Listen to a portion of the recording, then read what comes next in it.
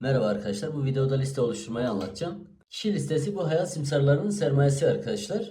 Çünkü adamlar her gün liste çalışma adı altında altlarına birilerini dahil etmek için çalışıyorlar. Bunlar her ne kadar burası adam toplama yeri değil, ürün satışı üzerinden para kazanıyoruz deseler de adam dahil etmeden ürün satamıyorlar. Milletin ürünlere doğal bir talebi olsa diyeceğim eyvallah. Doğrudur. Ama kimse doğal bir taleple ürün almıyor. Zenginlik vaadiyle millete ürün aldırıyorlar. Bu yüzden kişi listesi bunlar için çok önemli arkadaşlar. Arkadaşlar oraya çağrılan prospekti iyice uçurduktan sonra, prospekt okeyledikten sonra böyle bir liste veriyorlar. Bu liste 850 kişilik bir isim listesi ve bunu elinden geldiğince doldurmasını istiyorlar. Hatta fazla bir etki çevresi varsa A4 kağıdına bile yazdırıyorlar arkadaşlar.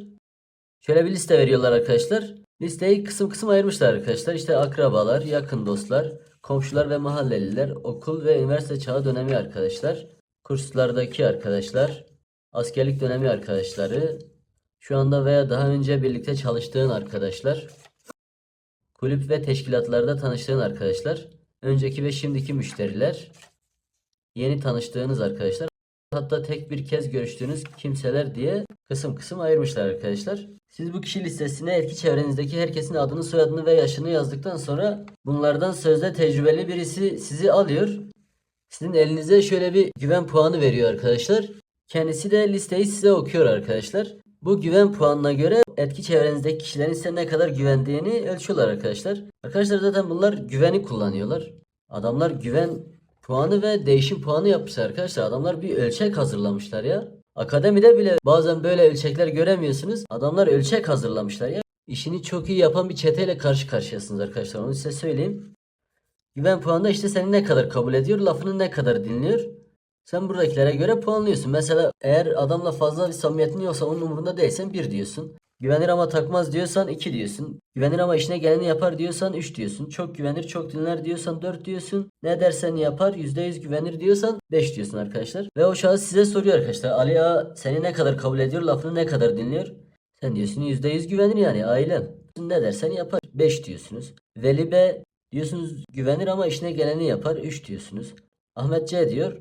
Çok güvenir, çok dinler diyorsunuz. 4 diyorsunuz. Mehmet D güvenir ama takmaz. 2 diyorsunuz. Muhammed E onun umrunda değilim diyorsunuz. Bu şekilde bütün isimlere bu güven testini yapıyorlar. Güven testini yaptıktan sonra da şöyle değişim puanını hesaplıyorlar arkadaşlar.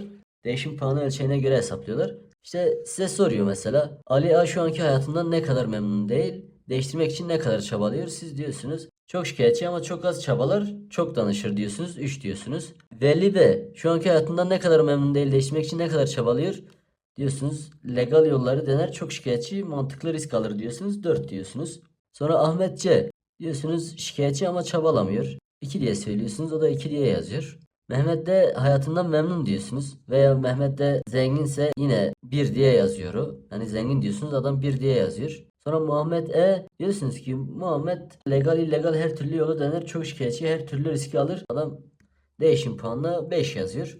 Adamlar bu güven değişim puanıyla size ne kadar güvendiğini hesaplıyor. Bir de bu adamın değişime açık biri mi? Yani böyle kanı kaynayan hemen bir şeylere atlayabilecek biri mi diye onu tartıyorlar. Lisedeki herkesin güven değişim puanını böyle hesaplıyorlar.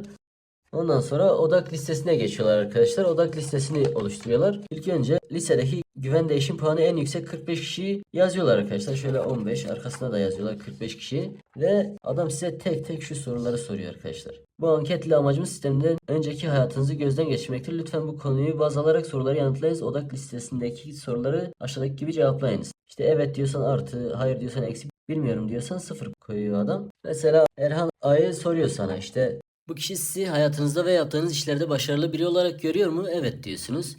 Yaşadığı sıkıntıları veya problemleri sizinle dertleşir mi? Evet diyorsunuz. Bu kişi sizinle birlikte vakit geçirmeyi ve ortak hareket etmeyi seviyor mu? Evet diyorsunuz. Acil durumlarda size borç para verir mi diye soruyor. Evet diyorsunuz. Bu kişi sizinle çoğu konularda hemfikir biri mi? Evet diyorsunuz. Acil durumlarda bu kişiyi arar mısınız? Evet diyorsunuz. Yapacağı işlerde kendi başına karar verebilir mi? Evet diyorsunuz. Büyük hayalleri olan birisi mi? Evet diyorsunuz. Mantıklı ve doğru olan lafı kabul eden biri mi? Evet diyorsunuz. Yaptığı işlerde çalışkan ve devamlılığı var mı? Evet diyorsunuz. Bu şekilde hepsine teker teker bu soruları soruyorlar. Arkadaşlar burada da genel olarak şunu ölçüyorlar. Adamın size olan güvenini, sizin dışarıdaki itibarınızı, ve lisenizdeki kişilerin durumunu genel olarak öğreniyorlar arkadaşlar. Bunu da oluşturduktan sonra odak listesini şöyle bir listeye geçiriyorlar. İşte numara alma, sıcaklık, değişim, meraklandırma, davet. Numara alma ve sıcaklık kısmına yazdıkları kişiler genelde soğuk olduğunuz insanlar. Bunlar listenizi genelde soğuk, ılık, sıcak diye ayırıyorlar. Soğuk olduğunuz kişileri numara alma ve sıcaklık kısmına yazıyorlar. Yani numara alınacak kişiler ve sıcaklık kurulacak kişiler. Çünkü adam seninle soğuk, sen direkt işe davet etsen zaten gelmez. Adam diyor hayırdır, yani bu adam niye durup dururken beni aradı ki? Anlatabiliyor muyum? Yani bunun dışında adamlar bir bahaneyle gidiyorlar. Adamlar direkt de arayıp da işten falan bahsetmiyorlar. Zaten network'ten ve QNet'ten kimseye bahsetmiyorlar. Ama adamlar bunlara hiç işten de bahsetmiyorlar. Önce bir bahaneyle gidiyorlar tabii. Adamlarda bahane çok, yalan çok yani. Adam arıyor mesela, diyor işte kanka benim bir arkadaşın kardeşi Akdeniz Üniversitesi'ni kazandı. Arkadaş bana sordu işte Antalya'da tanıdığın kimse var mı, bir arayıp soralım diye, aklıma direkt sen geldin, onun için seni aradım. Adam o şekilde o adamla iletişime başlıyor. Ondan sonra ayda bir falan ya da 2 ayda bir önce arıyor. Sonra bunu sıklaştırıyor, işte bir ayda bir, 15 günde bir falan. Sıcaklığı arttırıyor o şekilde. Tabii sıcak olduğunuz insanlar da var. Sıcak olduğunuz insanları da değişim ve meraklandırma kısmına yazıyorlar. Değişim kısmına yazdıkları kişiler değişim yapılacak kişiler. Meraklandırma kısmına yazdıkları meraklandırılacaklar. Davete hazır olan kişileri de davete yazıyorlar, davet ediyorlar. Değişim kısmındakiler genelde dışarıda düzenli bir hayatı olan, böyle fazla risk almayı böyle çok sevmeyen insanlar. Tabii bunlar arıyor, işte dışarıdaki işleri kötülüyorlar, işte dışarıda şöyle köleyiz, böyle köleyiz, maaşla bir yere varamayız, şu bu, önce adamı işinden soğutuyorlar, sonra da kendi işini övüyor, işte şöyle kazanıyorum, böyle kazanıyorum, şöyle keyif ediyorum falan. Bu tabii meraklandırmaya da gidiyor adam, meraklandırıyor da falan.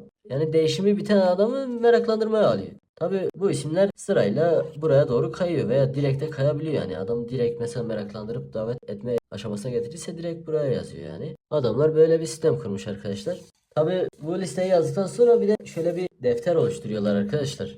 İletişim defteri dedikleri bu deftere milletle iletişime geçerken yaptıkları her şeyi yazıyorlar. İşte yazmış adamın adı, soyadı, yaşı, işi, yakınlığı, medeni durumu, eğitim durumu, ikameti. Adamlar size dair çoğu şeyi öğreniyor aslında bu şekilde. Bilmediklerini de sizi çağıracak kişiden öğreniyor. Mesela nasıl bir karakterdesiniz, nasıl bir yapınız var, anlatabiliyor muyum? Adamlar ona göre size yaklaşıyor. Yani siz oraya gittiğinizde aslında size dair çoğu şeyi bilen bir yapıyla karşı karşıyasınız arkadaşlar.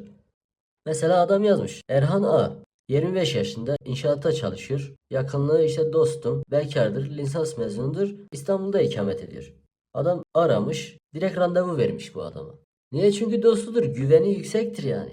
Direkt arayıp çık gel demiş. Adam da tamam gelirim kanka demiş. Niye? Güveni yüksek.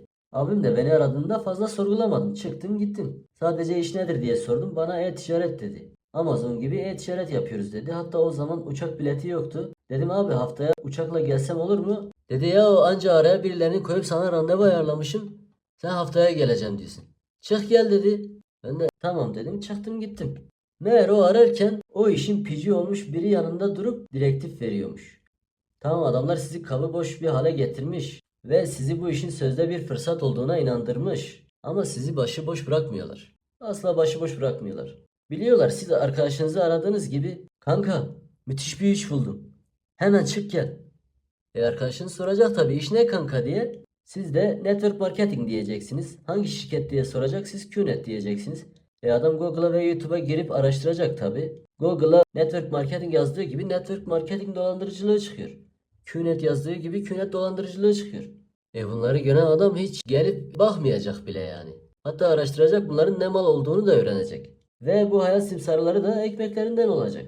Adamlar bunun önüne geçmek için milletin tek başına iletişime geçmesine izin vermezler doğal olarak. Evet tabi bu dostunuzdu. Bakın Erhan'a meraklandırma kısmında. Hatta ona bile gerek yokmuş yani. Adam aradı direkt geldi arkadaşlar. Ondan sonra İbrahim Ö. İbrahim Ö değişim kısmında arkadaşlar. Yani adam sıcak ama biraz değişim gerekmiş. Kim bu İbrahim Ö? 28 yaşında, fabrika işçisi. O da dost ama değişimi fazla yokmuş yani. Düzenini bozmak istemeyen bir insan. Meleğin durumu bekar, eğitim durumu ön lisans, ikameti Mersin. Adam 1 Ocak 2024'te aramıştı. E-ticaret hakkında meraklandırıldı demiş. Adam önce bir arayıp meraklandırıyor tabi. İşte maaşla çalışarak bir yere varamayız. Dışarıdaki hayat şöyle kötü, şöyle köleyiz, böyle köleyiz. Adam ilk arayıp bunu söylemiş. Ondan sonra tabi bu onu meraklandırınca bu adam artık geri aramış. Yani adam bu iyi bir işte falan. İşte işi soruyor. Bu iyice meraklandırıyor tabi. Adam kendisi gelmiş. Adam başlıyor işini övmeye. Tabii yalan da söylüyorlar yani. İşte adam diyor ki ben Trendyol'un deposunda çalışıyorum ya da FedEx'te çalışıyorum. Bir sürü yalan söylüyorlar ya, hayatları yalan bunların. İşte şu kadar kazanıyorum, bu kadar kazanıyorum, şöyle keyif ediyorum, böyle keyif ediyorum falan feşmekan. İyice meraklandırıyor. Hatta adam randevu istiyor. Kurumsal bir işmiş görünümü vermek için randevu olmadığını söylüyorlar. Halbuki utanmasalar 7-24 milleti çağıracaklar yani. Ondan sonra bir hafta sonra adamı arıyor, sözde neymiş, randevular açılmış, adama randevu veriyor.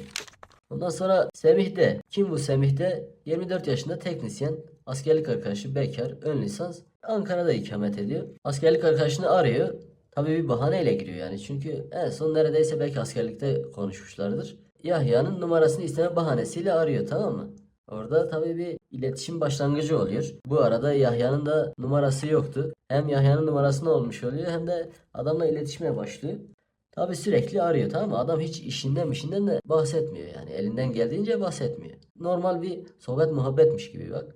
Birinde arıyor, ondan sonra 15'inde bir daha aramış. Sonra Şubat'ın 15'inde arıyor. Sıcaklık kuruyor. Henüz işten bahsetmiyor tabii. Ondan sonra artık Semih utanıyor, o geri arıyor. Yani ulan diyor, adam bu kadar bizi aradı, o geri arıyor. O da hal hatır soruyor. Tabii adam burada artık belli bir sıcaklık oluştuğu için adam iş meraklandırması yapıyor falan. Bir hafta sonra arıyor, davet ediyor ama Semih yoğun olduğunu söylüyor, gelmiyor. 2 hafta sonra Semih onu arıyor, tamam mı?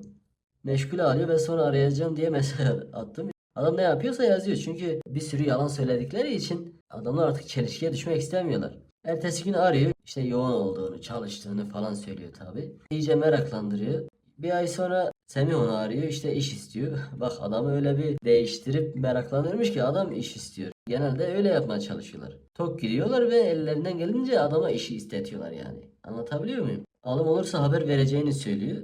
Tabii 10 gün sonra arıyor ve alımlarının başladığını söylüyor. Filan tarihinde randevu ayarladığını söylüyor. Bu da Yahya. Yahya da neredeyse sıfır. Soğuk listeden yani. Soğuk. Adamı arıyor, sıcaklık kuruyor. Tabii bir bahaneyle gidiyorlar bunlara. Ve Trendyol deposunda çalıştığını söylüyor. Ne bileyim işte sıcaklık kuruldu. Tabii bunda sık sık aramıyorlar. Mesela Ocak'ta arıyor, Şubat, Mart, anlatabiliyor muyum? Tabii böyle arayınca artık adam da utanıyor. Ulan diyor, bu adam beni sürekli arıyor, o geri arıyor. Böyle arama, sıcaklık. Adam sıcaklık kurana kadar işten bahsetmiyorum, tamam mı? Ta bakın 9 ay geçmiş yani. İşte 9. ayda o beni aradı, demiş. İş meraklandırması yaptım. Depoda satılan ürün sayısına göre komisyon kazandığımı söyledim. Şimdilik 50.000 TL kazandığımı ve yakında 75.000 100.000'e çok rahat ulaşacağımı söyledim. O beni aradı, iş istedi. Patronu araya koyarak iş ayarlayacağımı söyledim. Ondan sonra arayıp randevu veriyor arkadaşlar. Tabii bu ilk 4 kişiyi ben seçerek anlattım. Hani size olayı anlatmak için. Ve böyle hepsini teker teker herkesi yazıyorlar arkadaşlar. Tabii burada da numarasını yazıyor. Mesela adam burada bir şey yaptı, hemen o sayfa numarasına buluyor, notunu alıyor yani. Adamlar profesyonelce çalışıyorlar ya. Yani öyle böyle değil. Arkadaşlar bunlar bu lise sayesinde prospekte dair çoğu şeyi öğreniyorlar.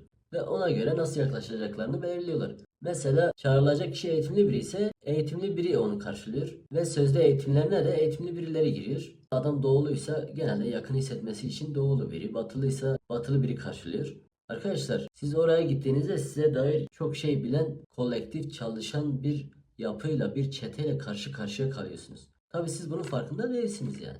Adamlar bu şekilde sizi bir sürü süzgeçten geçirip çağırıyorlar. Hani onlar diyorlar ya, biz herkesi almıyoruz, işte belli başlı şartlarımız var falan falan. İşte o şartlar bu şartlar ama onların anlattığı gibi değil. Hani onlar güya biz herkesi almıyormuşuz gibi söylüyorlar ama öyle bir şey yok. Adamlar hani boşa çalışmayalım, yani getirdiğimiz adam sazan gibi atlasın, ona göre seçiyorlar, anlatabiliyor muyum?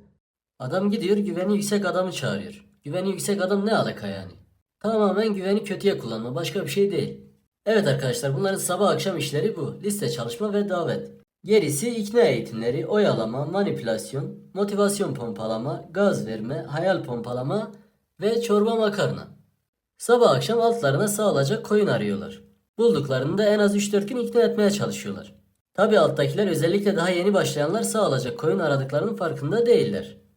Onlar fırsat olduğuna inandırıldıkları için sözde fırsatı arkadaşlarını davet etmeye çalışıyorlar. Aslında şu an kendileri sağlıyor ama farkında değiller. Ama tepedekiler bunu çok iyi biliyor. Evet arkadaşlar, benim anlatacaklarım bu kadar. Beni dinlediğiniz için teşekkür ederim. Sevgiler, saygılar.